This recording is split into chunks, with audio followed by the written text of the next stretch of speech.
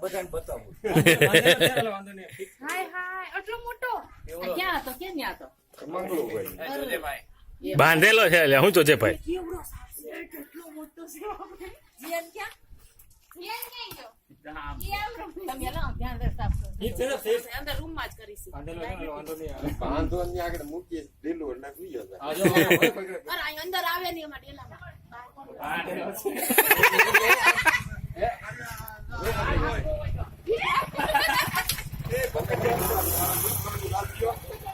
જો એક બટકા ભરે છે